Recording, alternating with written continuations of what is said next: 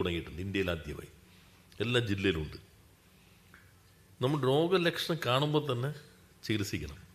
വഷളായിട്ട് പോയാൽ സൺറൈസിൽ പോയാൽ നമ്മൾ ആരും വിളിച്ചു പറഞ്ഞാലും വളരെ മോശമാണ്. പിന്നെ പരമാവധി ശ്രമിക്കാന്നേ പറയാൻ പറ്റുള്ളൂ, അല്ലേ? സിക്കാവണതിന് മുമ്പ് നോക്കണം. ഇപ്പോൾ ലക്ഷണം കണ്ടാൽ നിങ്ങളിങ്ങോട്ട് പോരെ. ഒരു പാനൽ ഓഫ് എക്സ്പെർട്സ് ഉണ്ട്, പാനൽ ഓഫ് ഇൻസ്റ്റിറ്റ്യൂഷൻസ് ഉണ്ട്. ആരുടെയും നിങ്ങൾക്ക് അഡ്വൈസ് നേടാം. ഗവൺമെൻറ് റിന്യൂമറേഷൻ കൊടുക്കും 2 തവണ. ഇപ്പോൾ ചില രോഗികൾക്ക് എത്ര ഡോക്ടറെ കണ്ടാലും തൃപ്തിയാവില്ല. അത് പറ്റില്ല. മാക്സിമം 2 തവണ. അതിനിടെ നിങ്ങൾ നോക്കിക്കോളൂ. പിന്നെ ചിലർ ആവേശത്തിലിറങ്ങും. ഇത് കണക്ക് GST റിട്ടേൺ വേണോ, ഇപ്പോൾ GST ഇപ്പോൾ ചിലർ ചോദിക്കും നിങ്ങൾ ഇത്ര തുടങ്ങിയിട്ട് GST 40 ലക്ഷത്തിൽ കൂടുതൽ ടേൺ ഓവർ ഉള്ളതാണ്. ഇന്ത്യയിൽ നോക്കിക്കഴിഞ്ഞാൽ തന്നെ ഈ ഉദ്യം നിങ്ങൾ നോക്കിയാൽ മതി, സ്പിറ്റപ്പ് നോക്കിയാൽ മെഗാ മെജോറിറ്റി ആദ്യത്തെ M ആണ്, മൈക്രോ. സ്മോൾ M ആണ്, 25 ലക്ഷമൊക്കെ ടേൺ ഓവർ ഉള്ളതാണ് ഇന്ത്യയിൽ തന്നെ മിക്കവാറും MSME. എന്നാൽ GST കൊടുക്കേണ്ട സമയമുണ്ടോ, ഫിനാൻഷ്യൽ സ്റ്റേറ്റ്മെൻറ്റ് തയ്യാറാക്കണം. ആവേശത്തെ ഇറങ്ങി ചിലപ്പോൾ ഇത് അറിയുന്നവർ പിന്നെ നോട്ടീസ് കിട്ടുമ്പോഴായിരിക്കും ഓടാൻ തുടങ്ങുന്നത്. ഇപ്പോൾ നമ്മൾ ICAA CA-കാരുടെ ഓർഗനൈസേഷനായി ചേർന്ന് എല്ലാ ജില്ലയിലും ഫ്രീ ഹെൽപ്പ് ഡെസ്ക് ഉണ്ട്. മാസത്തിലൊരു ദിവസം നിങ്ങൾക്ക് അവിടെ ചെല്ലാം.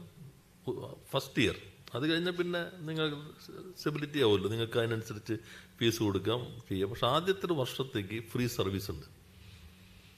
പിന്നെ നിങ്ങളുടെ ഉൽപ്പന്നം ഉണ്ടാക്കുന്നു, ഇത് വിൽക്കണം. വിൽക്കാനിപ്പോൾ സ്ത്രീകളാണ് കുറച്ചുകൂടി ഡിജിറ്റൽ മാർക്കറ്റിംഗ് ഉപയോഗിക്കുന്നത്. ഇപ്പോൾ വീട്ടിലൊക്കെ നോക്കുമ്പോൾ സാരിയൊക്കെ ഒരു ഫേസ്ബുക്കൊക്കെ നോക്കി ഓർഡർ ചെയ്യുന്നതാണ്, അല്ലെങ്കിൽ കുട്ടികളൊക്കെ ഇത് ഓർഡർ ചെയ്യുന്നതാണ്. സ്ത്രീകൾ തന്നെയാണ് ഇതിൻ്റെ. അപ്പോൾ ചിലപ്പോൾ നമ്മളോട് പറയുമല്ലോ ഒന്ന് ട്രാൻസ്ഫർ ചെയ്തേക്കാൻ പറയും. അപ്പോൾ ഞാൻ നോക്കുമ്പോൾ അഡ്രസ്സ് നോക്കുമ്പോൾ സ്ത്രീകളുടെ ഒരു സംരംഭകരുടെയാണെന്നുള്ളത്. ഇനി അതല്ല, നമ്മുടെ റേഷൻ കടകളോട് ചേർന്ന് ഒരു എക്സ്റ്റൻഷൻ ഉണ്ട്, കെ സ്റ്റോറിൽ ഇപ്പോൾ നമ്മൾ പ്രദേശത്തെ MSMEകൾ വിൽക്കാം അവരുടെ ഉൽപ്പന്നങ്ങൾ.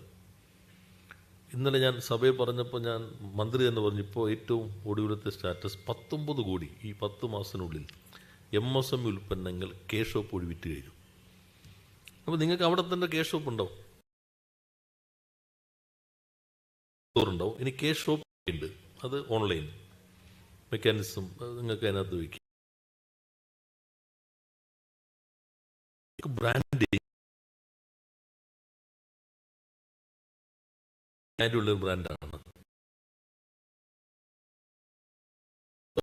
ഓൺലൈനിൽ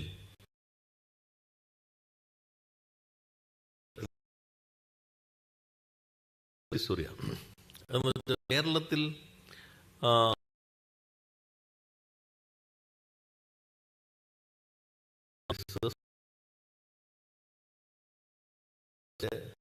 വെളിച്ചെണ്ണ വ്യവസായത്തെ സ്റ്റോറി ഒരു 10,3500 വാക്കുകളുള്ള സ്റ്റോറിയാണ്. നമ്മുടെ ഇയർ ഓഫ് എന്റർപ്രൈസസ് വഴി 100ഓളം ചെറിയ വെളിച്ചെണ്ണ മില്ലുകൾ ആരംഭിച്ചു. അതുപോലെ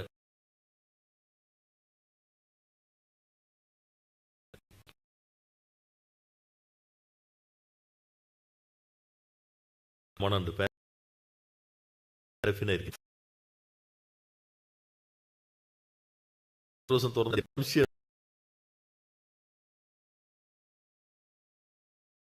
ശരി,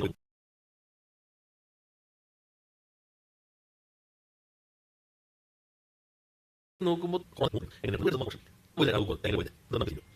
അപ്പോൾ വെളിച്ചെണ്ണയ്ക്ക് ഇപ്പോൾ നമ്മൾ ബ്രാൻഡ് കൊടുക്കുന്നുണ്ട്.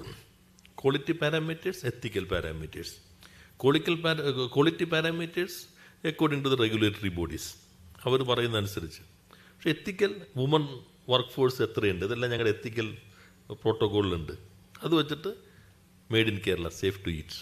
നന്മ എന്നൊരു ബ്രാൻഡുണ്ട്, അതിപ്പോൾ വെളിച്ചെണ്ണയ്ക്ക് കൊടുത്തു, ഇനി മറ്റുള്ളവരിലേക്കും കൊടുക്കാൻ പോവുകയാണ്. അപ്പോൾ ഇങ്ങനെ ഗവൺമെൻറ് ഈ ഒരു പ്രഖ്യാപനം നടത്തി സംരംഭം തുടങ്ങിക്കോളാൻ പറയാൻ മാത്രമല്ല, വി ആർ വിത്ത് യു.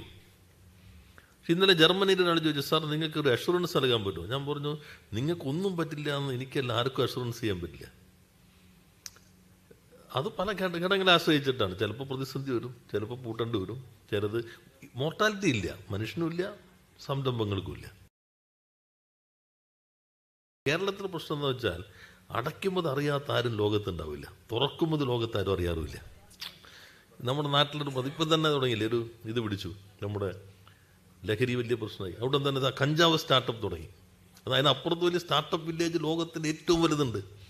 അതിനെക്കുറിച്ച് ജീവിതത്തിൽ ഒരിക്കലും ഒരു പോസ്റ്റ് ഇട്ടിട്ടുണ്ടാവില്ല.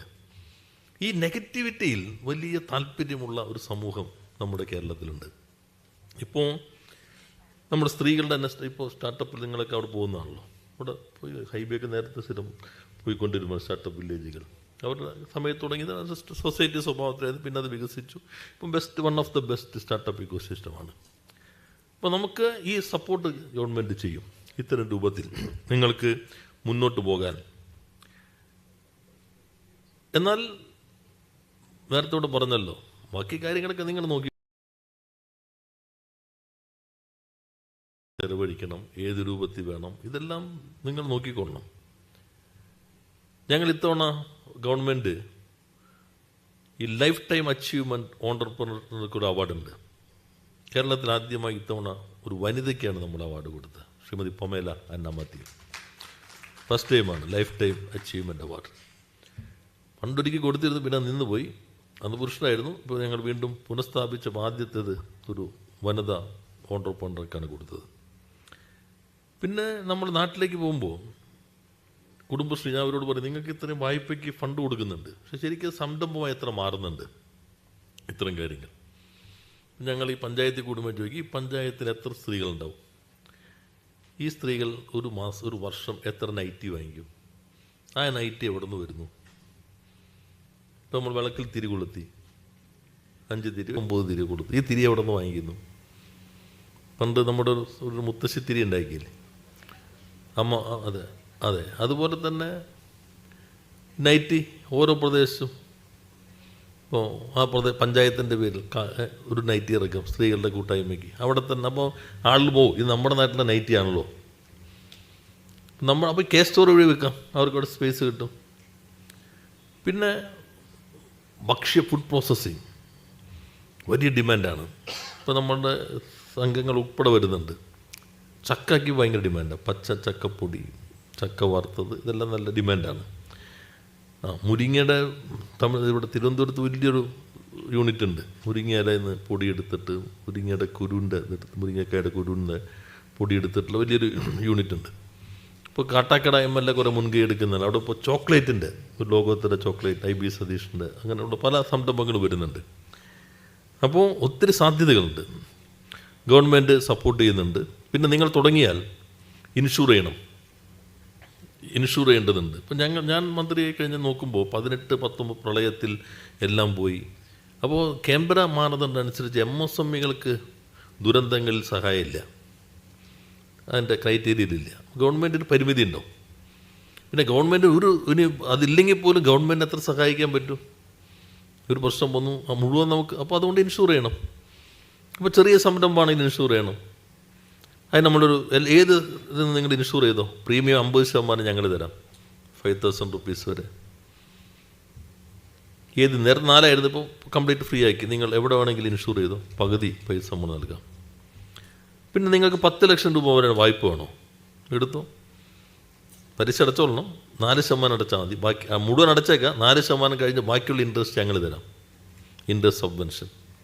ഇപ്പോൾ ഇയർ ഓഫ് എൻ്റർപ്രൈസസ്, ഇപ്പോൾ IIM ഇൻഡോറിൻ്റെ നല്ലൊരു സ്റ്റഡി വന്നിട്ടുണ്ട്. നിങ്ങൾ പബ്ലിക് ഡൊമൈനിൽ ലഭ്യമാണ്, അത് വായിക്കേണ്ടതാണ്.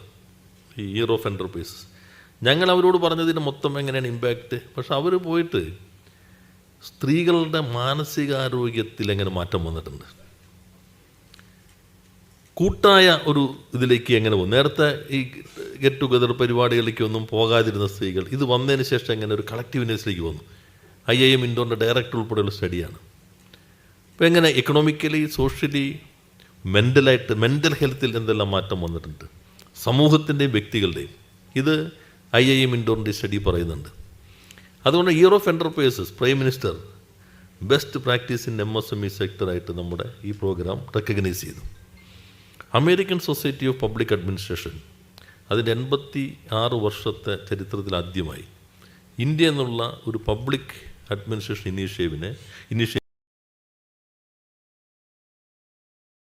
ഇനിഷ്യേറ്റീവിനെ ഈ 29-ന് അവിടെ ഒരു പേപ്പർ അവതരിപ്പിക്കാൻ എന്നെയും ക്ഷണിച്ചിട്ടുണ്ട്. നമ്മുടെ സെക്രട്ടറിയും വരുന്നുണ്ട്. 28, 29 എല്ലാ വർഷവും 152 രാജ്യങ്ങളിൽ നിന്ന് പ്രതിനിധികൾ വരും. സാധാരണ ഒരു കസ്റ്റം അമേരിക്കൻ പ്രസിഡന്റ് ഉദ്ഘാടനം ചെയ്യും. ഇപ്പോഴെങ്ങനെയെന്ന് അറിയില്ല ഇപ്പോഴത്തെ പ്രത്യേക സാഹചര്യത്തിൽ. അപ്പോൾ അവിടെ നമ്മൾ കേരളത്തെ ഷോക്കേസ് ചെയ്യാണ്. ഞാൻ എപ്പോഴും പറയും, നമ്മളിപ്പോൾ ഞങ്ങളെയല്ല ഷോക്കേസ് ചെയ്യുക, മന്ത്രി അല്ലെങ്കിൽ മുഖ്യമന്ത്രി, ഗവൺമെൻറ്. ഇത് കേരളം, ഇതാരാണെങ്കിലും ഇനി മുന്നോട്ട് കൊണ്ടുപോകാതിരിക്കാൻ പറ്റാത്ത രൂപത്തിൽ ഇപ്പോൾ കേരളം വിസിബിളായി ലോകത്തിന് മുൻപിൽ. അതാണ് ഇപ്പോഴത്തെ ഏറ്റവും അനുകൂലമായ സാഹചര്യം. നമ്മുടെ ഈ ക്യാമ്പയിനുകളെല്ലാം വന്നപ്പോൾ കേരളം കുറേ കൂടി വിസിബിളായി, നല്ല പൊട്ടൻഷ്യലുണ്ട്. അപ്പോൾ നിങ്ങളെല്ലാവരും മാധ്യമങ്ങളും ഇത്തരം കാര്യങ്ങൾ ചെയ്യുന്നത് വളരെ സന്തോഷകരം. അപ്പോൾ വുമൺ ഓൺട്രപ്രനർഷിപ്പ് ഇനിയും ശക്തിപ്പെടട്ടെ. അതിൻ്റെ ഭാഗമായി ഞാൻ നമ്മുടെ ഇൻവെസ്റ്റ് കേരള ഗ്ലോബൽ സബ്മിറ്റിൽ പ്രഖ്യാപിച്ചു, അമ്പലമുകളിലെ നമ്മുടെ കിൻഫ്ര പാർക്കിൽ കേരളത്തിലെ ഇന്ത്യയിലെ ആദ്യത്തെ pink industrial park exclusively for women entrepreneurs. അപ്പോൾ നിങ്ങളെല്ലാവരും ആ അവസരം വിനിയോഗിക്കുക. സംരംഭങ്ങൾ നന്നായി വരട്ടെ, ആളുകൾക്ക് കൂടുതൽ തൊഴിൽ കിട്ടട്ടെ, നിങ്ങളെല്ലാവരും തൊഴിൽദാതാക്കളായി മാറട്ടെ. ഒരിക്കൽ കൂടി കേരള വിഷൻ ന്യൂസിനെ അഭിനന്ദിച്ചുകൊണ്ട് വാക്കുകൾ അവസാനിപ്പിക്കുന്നു. നന്ദി, നമസ്കാരം. Thank you very much sir. Kerala vision ഒരുക്കുന്ന സ്ത്രീലോകം 2025 ഉദ്ഘാടനം ചെയ്തതിനും സ്ത്രീകളുടെ സംരംഭകത്വ മുന്നേറ്റത്തിനും സാമ്പത്തിക ശക്തിപ്പെടുത്തലിനും പ്രചോദനം നൽകുന്ന